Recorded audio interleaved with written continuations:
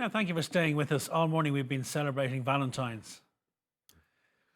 Now we're turning our attention to some chippers, don't, that can get you in the mood for love.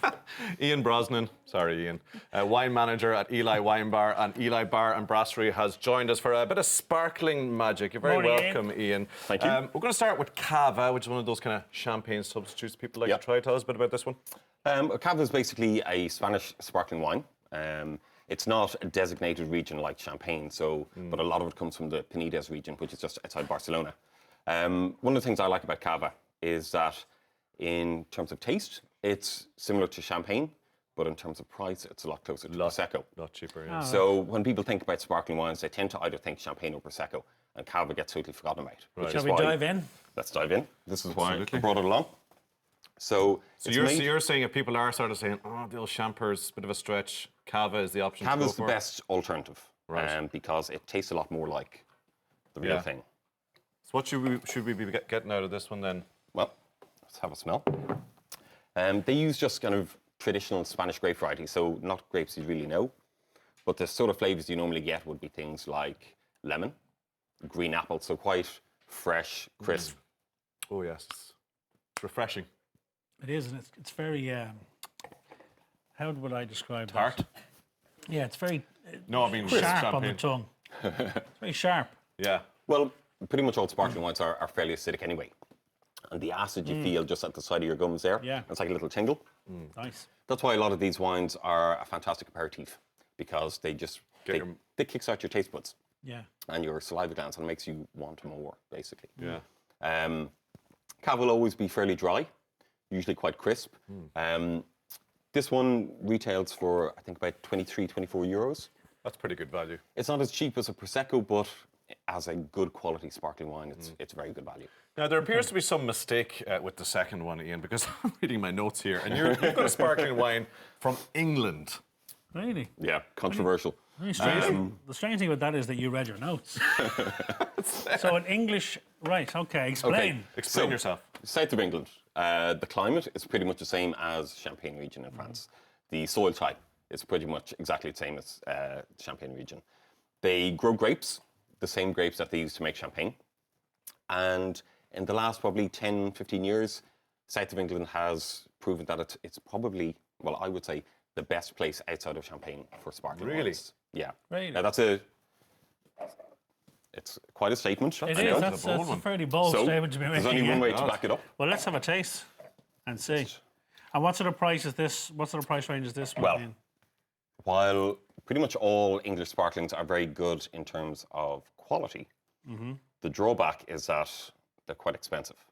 So a lot of them are champagne prices. Is that because they don't make much of it? They don't make much of it. It's expensive to make. To be honest, it's probably only going to get more expensive with With Brexit? Yes, of course. Yeah. so enjoy them while you can. So this one retails for, I think, €49.50. So you're talking the same price as a lot of the big name champagnes. Now, trying to get somebody to buy an English sparkling over a recognised champagne is difficult, but once you get people to taste it, they tend to like it. Such a different taste, the first one, isn't it? Yeah. It's very robust, isn't it? Yeah, It's full it's of much big more intense. flavour. Yeah. Now, one of the things you get with this style of sparkling wine and then the champagnes is they've got much more of a yeasty sort of flavour. Yeah. They're kind of bready and toasty. And that comes from how they're made. They're basically left in contact with the yeast a lot longer. So you get this lovely kind of toasty, sometimes it's described as brioche or, you know. It's a very freshly different baked flavour for a sparkling wine Very that I've ever different. had. Yeah, yeah. It's got a whole different sort of thing going on there. And this is made from the same grapes that they use to make champagne, which is Chardonnay, Pinot Noir, and Pinot Meunier. So 2 red grapes and 1 white grape. And what they do is, with the red grapes, they crush them very gently because all the colour's in the skin, so the juice that comes out is clear. Yes.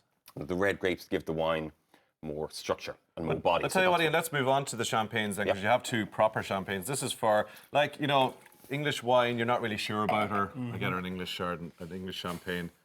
This is for the one you really love, isn't it? This is definitely for the one you really love. At 80 quid a bottle, you'd want to. Hey, sorry? 80 quid a bottle. 80 quid a bottle.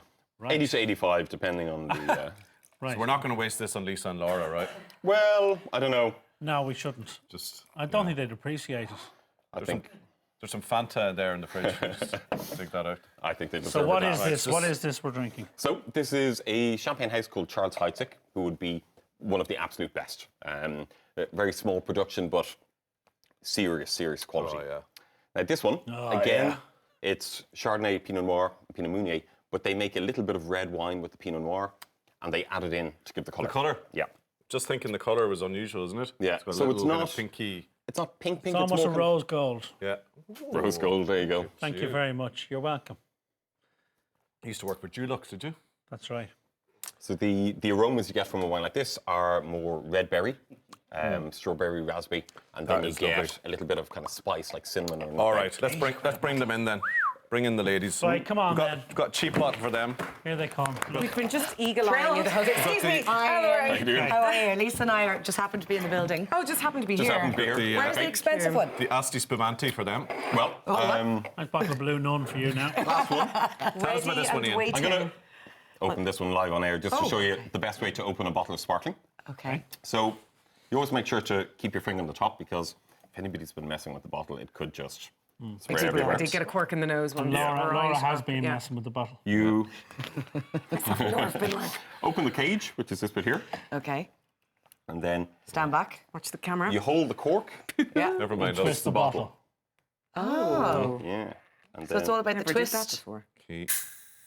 That's very civilised. Oh, the no Isn't it? pop. Where's the fun in that, Ian? Well, the fun is in the drinking. Okay, but that's true. Then when you hear the pop, you're like, oh. Go on, Ian. You're well able for Ian. So- Fair play to you. This is a champagne house called Tatanché, and it's a wine called Nocturne. And Nocturne is a sec champagne, which is basically a sweeter A style. bit sweeter. Yeah. So sec means dry in French, but in champagne terms, it just means Come on, ladies. You're dying to. a Come little on. bit sweeter. Don't be shy now for the first time in your Come on, lives. girls. Ian, you've a lovely voice. We were She hasn't even had any yet. I haven't even had a drink yet. No, but Hey, you have a lovely voice. I'm going to back Laura up here. We were sitting there and we were chatting and we were contemplating our lovely glass of champers. And we were saying Tap what a up my lovely glass there, voice you Ian. had. I haven't enough there. Go Thank on, you, we'll Ian. taste as well. Ian, that's been a Cheers, Laura. Happy revelation. Valentine's. Oh, thank you. My best Happy Valentine's Valentine's. Day. Oh, don't Happy ignore Valentine's. them.